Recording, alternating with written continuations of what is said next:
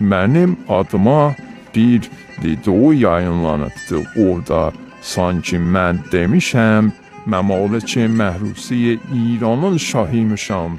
Xeyr, İran adı o zaman yox idi. O zaman dövlət millətlər yox idi ki, onun da adı olsun. Bu məmləkət Qacar xandanına aid idi və buranın da adı Məmləkət Məhrusi Qacar idi.